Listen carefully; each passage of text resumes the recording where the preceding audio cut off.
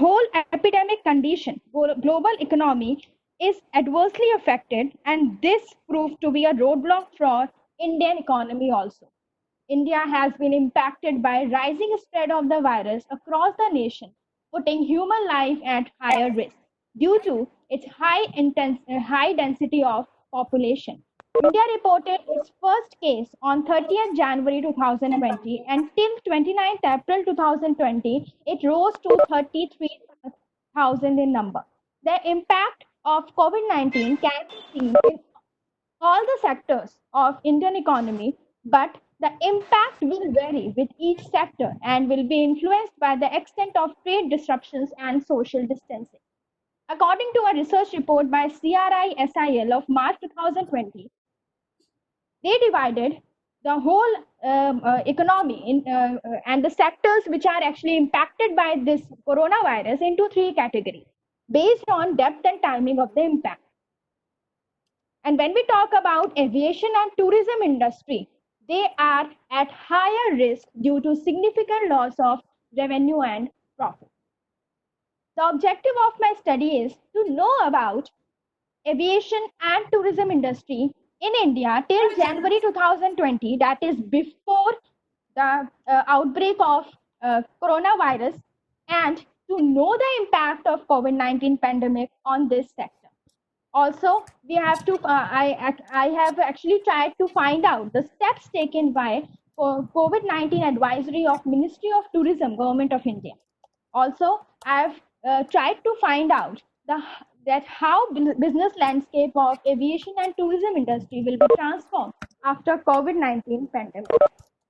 My research work is is based on totally secondary data that I have actually collected from different sources, which includes your government organizations reports, news blogs, articles, reports, etc. On the basis of my review of literature, I found that number of reports till now have been shared on internet, and they actually, when we talk about COVID-19, this is the most trending topic nowadays. So every organization is trying to find out how this outbreak is having is impacting number of sectors in the country. So when we talk about specifically to tourism and aviation industry, so when we talk about tourism industry, we all know that tourism in India is important for country's economy and is growing rapidly. Indian tourism industry has diversified portfolio of niche tourism products such as adventure, medical, sports, wellness, rural, etc. Total contribution of travel and tourism to world economy in 2019 was 9.25 trillion US dollars. According to the World Travel and Tourism Council, Indian tourism generated rupees 19.91 lakh crore, that is US dollar 240 billion, or we can say 9.2% of India's GDP in 2018, and supported 8.1% of total employment. And if we talk about competitive travel competitiveness report 2019, India was ranked 34th. During 2019, foreign tourist arrival in India stood at 10.89 million, that is growth rate of 3.20%. And in 2019, FEEs were US dollar 29.96 billion, that is actually registering a growth of 4.8%. So therefore, tourism is a large employment generator as well as a significant source of foreign exchange for the country. Now, when we talk about aviation industry and tourism industry are actually complementary to each other. That is, when we talk about tourism industry, this industry is actually strongly associated with aviation industry. Aviation industry supports tourism, both domestic and international, by providing best transportation network. These two industries are national complements, which indicates that services from these two industries must be consumed jointly. Aviation creates unique possibilities for empowering nation and people regardless of geographical location. Proper aviation facility or availability of reliable air transport services provides benefit of availing worldwide facilities such as food, healthcare, etc. Aviation contributes to improving quality of life, providing employment opportunities, safety, driving greater social and economic progress. So, till February 2020, the aviation sector in India contributes $72 billion to GDP, according to Indian Brand Equity Foundation. Till January 2020, out of total Indian passenger traffic of 239.99 million, domestic passenger traffic accounts for 235.44 million, while international passenger traffic accounts for 58.55 million. Till January 2020, domestic freight traffic stood at 1.14 million tons, while international freight traffic stood at 1.70 million tons. So we can say that this industry is one of the most important industry of Indian economy. Now, now we will focus on the impact of COVID-19 pandemic on aviation and tourism industry. India's tourism and aviation sector has been the first industry to be hit. India is full of world's best tourism destinations, but with the spread of novel coronavirus, Indian tourism is adversely affected. The change in the landscape of India's travel and tourism can be seen by the closing down of the iconic Taj Mahal. Key factors affecting aviation industry after the pandemic include the decline in tours and travels, as large number of international as well as travel domestic flights are getting cancelled all across the globe to curb the transmission of the virus. According to the World Travel and Tourism Council, in 2020, travel sector will shrink by 25% as the crisis to cost the tourism sector will be at least US dollar 22 billion.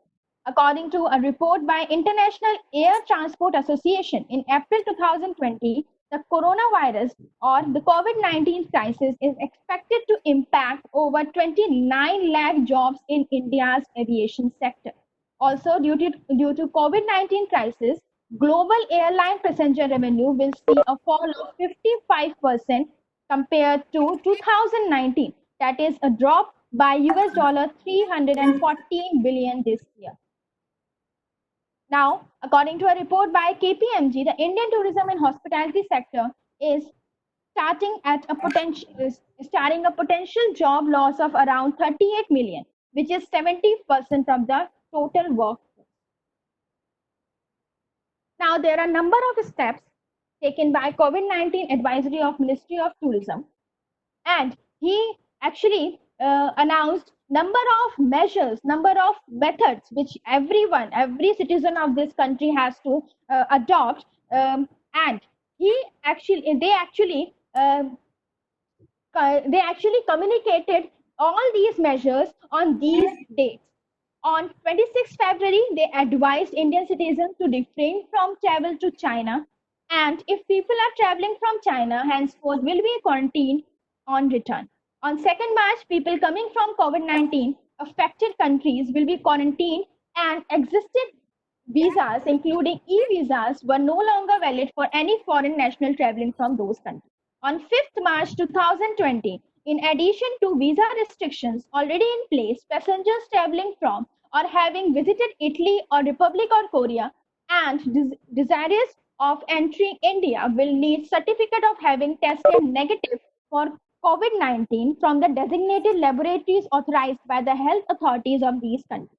On 6th March 2020, along with these measures, all international passengers entering into India are required to furnish duly filled self-declaration form to health officials and immigration officials and undergo universal health screening at designated health counters. On 10th March 2020, addition to this, all incoming international passengers returning to India should self-monitor their health and follow required do's and don'ts as detailed by government and advised to undergo self-imposed quarantine for a period of 14 days.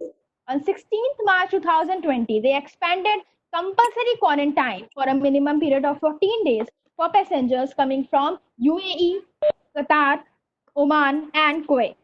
On 17 March 2020, addition to above measures, travel of passengers from these countries to India is prohibited with immediate effect. And finally, on 19th March, addition to above measures, no scheduled international commercial passenger aircraft should take off from any foreign airport for any airport in India. Wonderful, Dr. Smriti. Now, Now your time's up. It was 10 minutes. okay, give me just 2 seconds. I just want to share my suggestion. Okay. Okay. So I would like to suggest that in order to deal with this epidemic situation, there are a number of measures which every citizen of this country has to adopt. That is, aviation and tourism industry being national complements should tie up to reduce their losses, providing grants to airlines and tourism industry so that they can pay their staff salaries. Financial aid should be provided by reducing airport charges, fees, etc.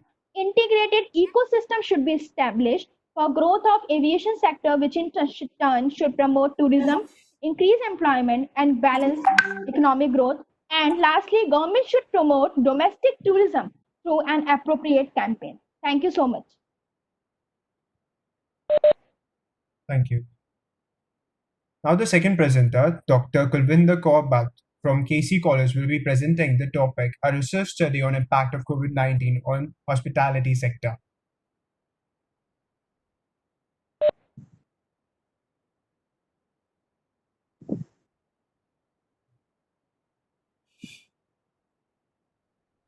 Good morning, one and all.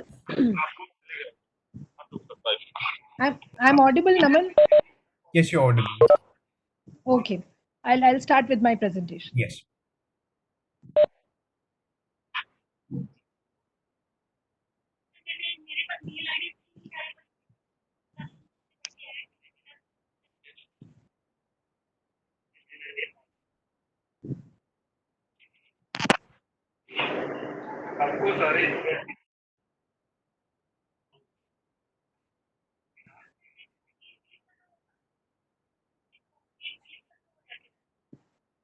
Okay.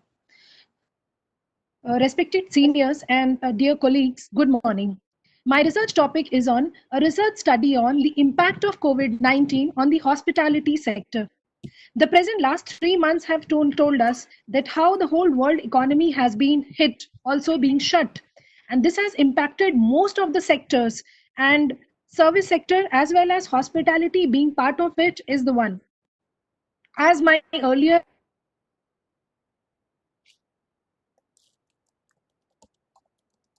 on the same lines, hospitality also goes. If tourism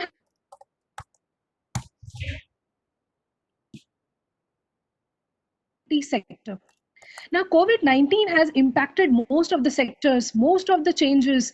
We have seen business modules being changing, the business processes being changing. For example, Louis Vuitton is now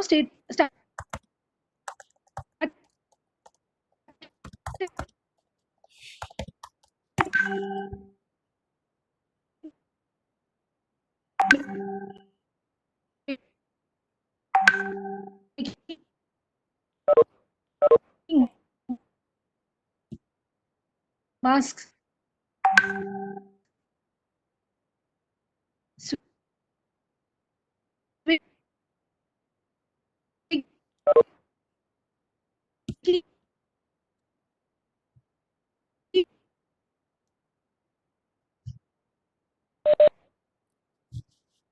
Companies, theme parks, entertainment parks, water parks, food companies which are associated with airlines. Now, since airlines are shut, these food companies are also vastly affected. Food zones.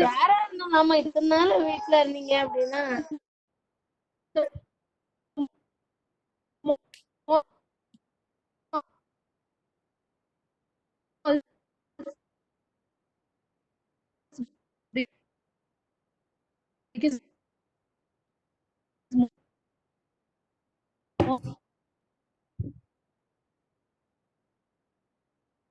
it is said that it would recover, it would take at least 5 years for it to come back to what it is in the present state. There is a question of survival, and more than survival, there is a question of sustainability. How these people are going to survive and sustain themselves. The question largely is of daily laborers, and This all the whole talks or the whole data which we are talking about is mostly of organized sector, but there is a large unorganized sector which is part of tourism,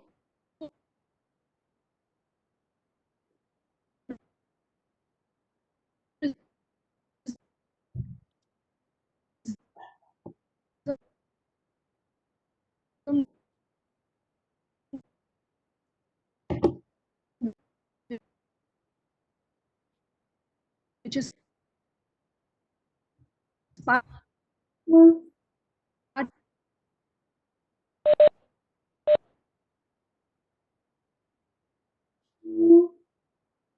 primary data. So secondary data was largely based on the data which was available in the form of newspaper reports, in the form of research articles, and in the form of government reports, and also the reports of various organizations, for example, Confederation of Indian Industry, the Ministry of Tourism, and many other such sectors. Now, the findings of the study revealed that this COVID-19 phase is going to leave a long-term impact, is going to leave a long term impact even after the post corona phase or even after the post lockdown phase. There's going to be long term effect on the malls, theaters, and the shopping complexes. The hotels and restaurants earnings will be get affected because most of the hotels and restaurants are largely based on the events, whereas it is said that for a long time the government is going to stop a large gatherings, mass gatherings, so therefore there would not be any parties or public gatherings. Now, highest unemployment has been recorded in the US history, where it is said that almost out of 10 people, one person has already declared himself unemployed.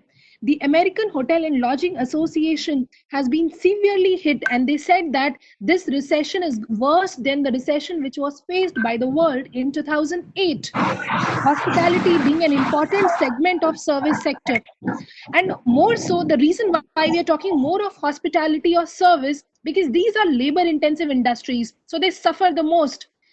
The Singapore Tourism Board has already said that their average occupancy rate has crashed severely. The post corona period will forever change the face of hospitality sector. The hotels will work more digitally.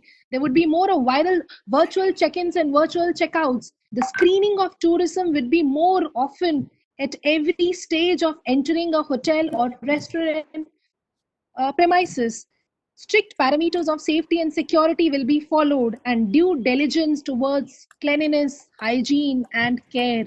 The findings also reveal that there would be, since there would be shut out of any form of travel, and the data revealed that in 2016-20 China had welcomed around 63.9 million tourists. Hyatt has already announced that global care hotel, that the impact of tourism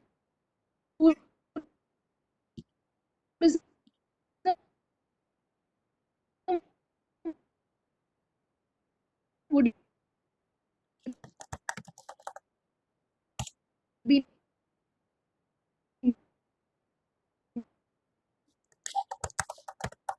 nationally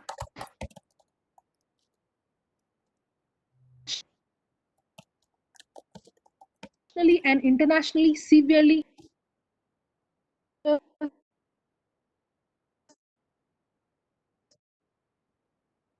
would be largely difficult. India Coverage for first life insurance policy and disagree for life insurance contract and also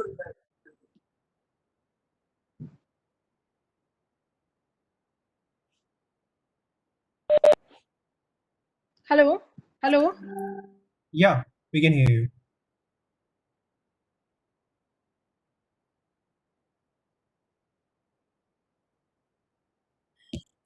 Now, the third presenter, Kiran Sangvi from Tolani Saraf Dalmia Vivek and Ritambar College, will present the topic Study on Changes in Lifestyle and Psychology After Lockdown. Please continue, Kinju.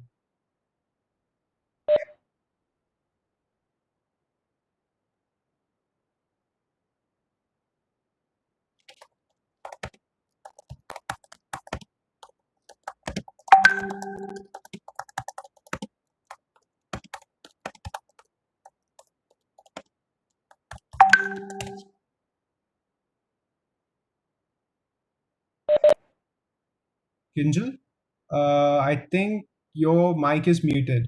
Please unmute yourself. Kinjal?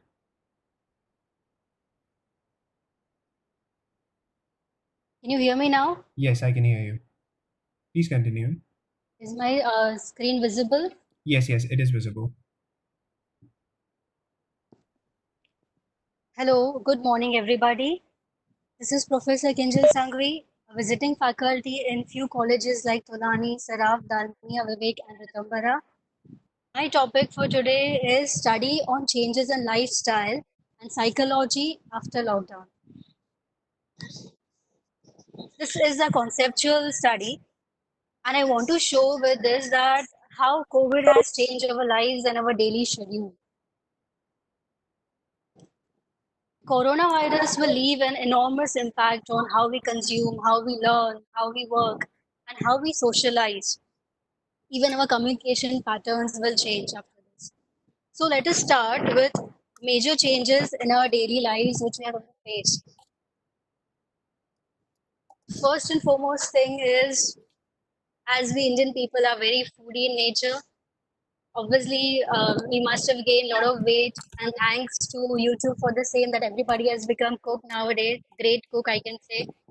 So after this, when we want to be presentable in front of our daily lives or such jobs, so services like Zumba, gym, aerobics, yoga will increase definitely. And again, the people who have set exercise as their daily regime, who were not getting time previously, and now they are getting time to do that on a regular basis, they would love to continue their regular regime.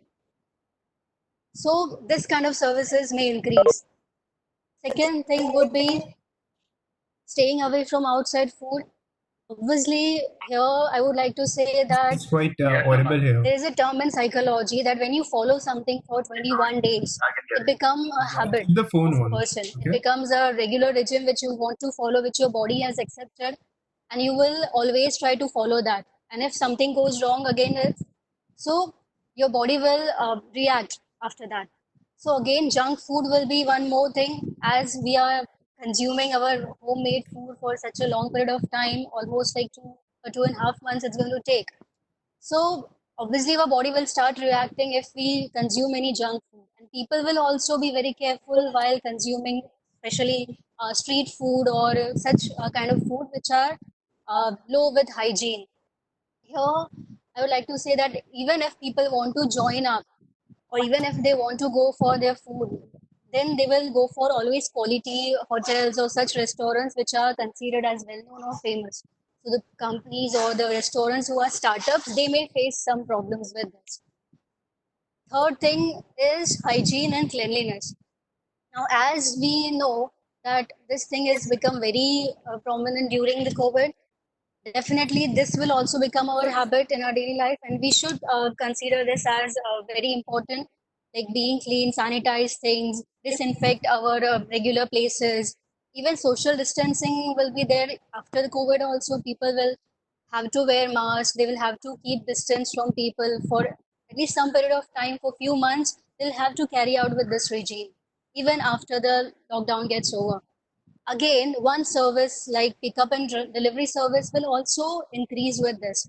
People will obviously go for such things where they can avoid crowded places like malls, or you can say DMart kind of shopping places. So online shopping and online kind of deliveries will hide in this. Next thing I want to say is, just a second.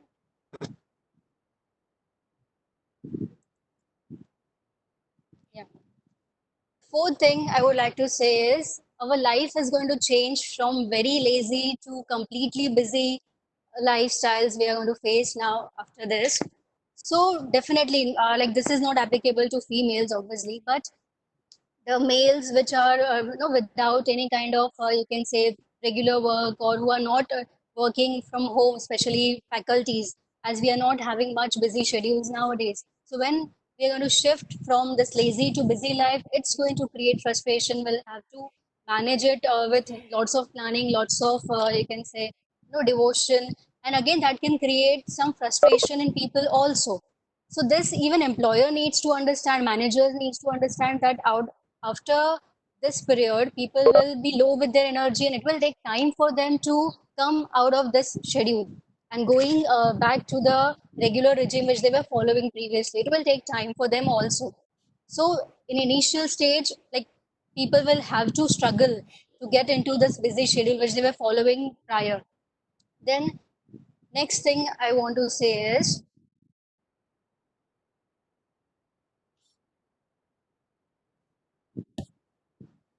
one sec, my slide is taking time.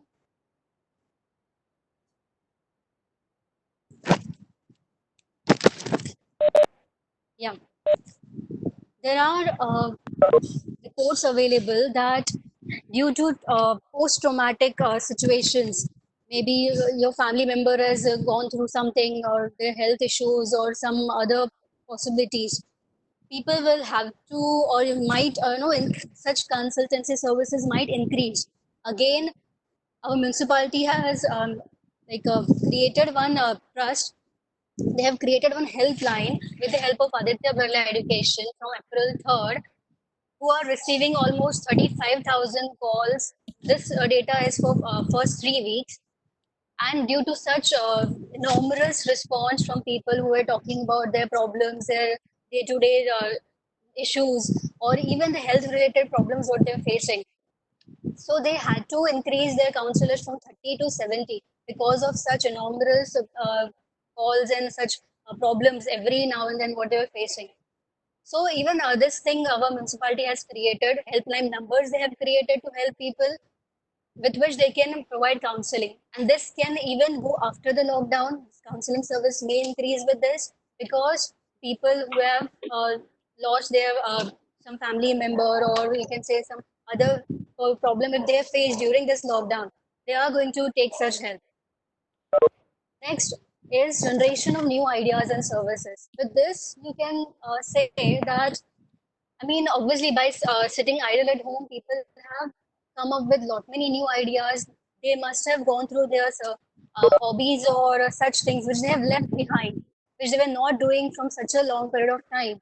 So, with this, like such services, it might not be so costly or with so much of investment, but basic small services, basic such kind of things which are you can say very small nature, such things can increase and it will click people with lot many new ideas which they can take up as a side business or their such self-employment they can take up. Next thing is actions against animal sanctuaries and zoo. Obviously now we can experience that what it feels, how it feels to be in such place where we cannot move out, where we cannot go anywhere. Now we have understood the importance of freedom. So many countries have started this already. Even there are chances that our own country can also go ahead with such kind of mindset, such kind of things where we don't support zoos, we don't want animal sanctuaries in our country. And we really hope that this should happen so that they can also have free life, what we are going to have after some point of time. Next thing is reduction in tourism abroad. We already have gone through such things, but still I would like to give you few numbers which I've taken from few reports. Tourism is obviously going to get affected with this. I mean, this is both the sides, people coming in or going out. So this, there is a report called the World Travel and Tourism Council has given this report. They are telling that there is possibility of loss of USD 22 billion throughout the world, and kind of around 50 million population can become unemployed who are directly or indirectly related to tourism. Again, ITA has given one ratio that is USD 250 billion can companies can face loss of USD 252 billion by 2021. Then next thing is policy measures for domestic violence. For this, I would like to say that there is one helpline number for females or children's where initially before the lockdown they were getting 900 or 1000 calls per day. After lockdown period, their calls have increased from 1000 to 1200. that was specifically for women abuse. Again, National Commission of Women has received almost 239 complaints during first 25 days itself. So obviously, like afterwards also, I mean, our government, our society will have to take some policy measures to overcome all these kind of things or all such problems which people are facing, especially females or children are facing.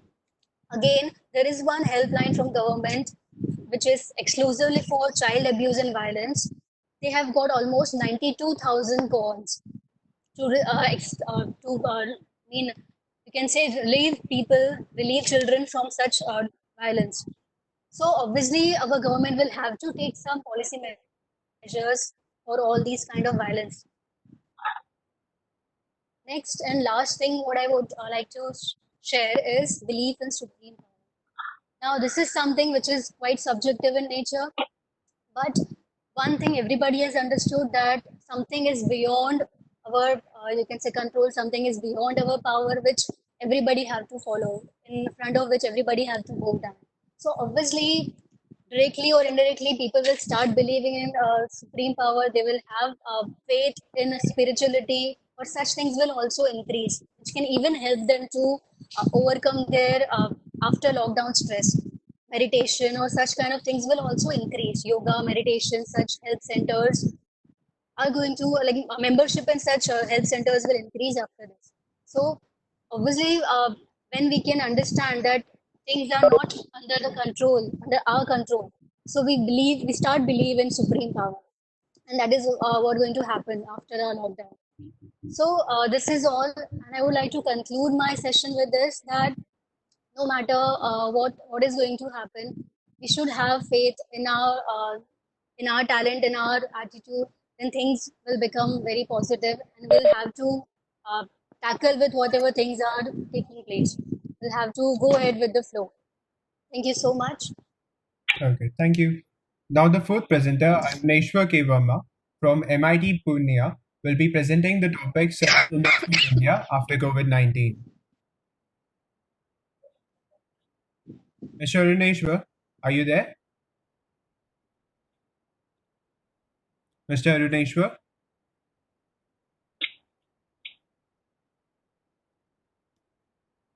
Mr. Aruneshwar, can you hear me?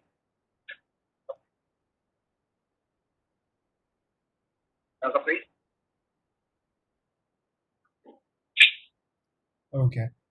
So we will carry on with the fifth presenter, Manjari Kakatka from Sri JJT University, Junjun, Rajasthan, will be presenting the topic A Study About Online Learning Option, A Student Perspective in City of Mumbai. Manjari?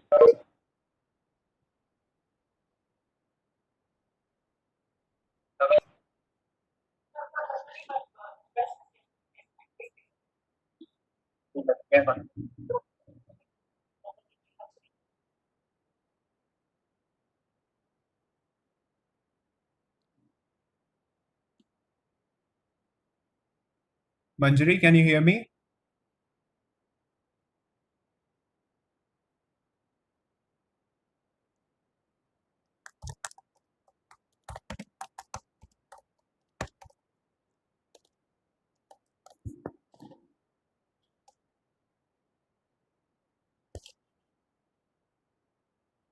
Manjari?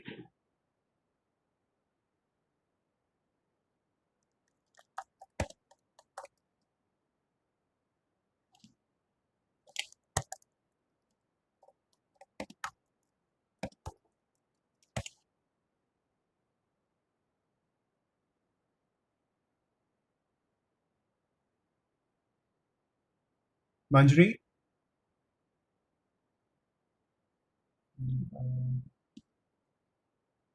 Well, we are getting to the sixth presenter then. I will try and get in contact with Manjari Aruneshwar. Sixth presenter is Sachin Sebastian Surana from Institute Management Research and Development, Shirpur District, Dhule, who will present the topic Effects of Urbanization on Municipal Governance.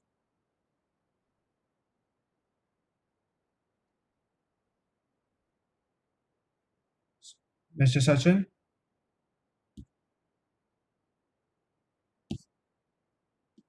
One second.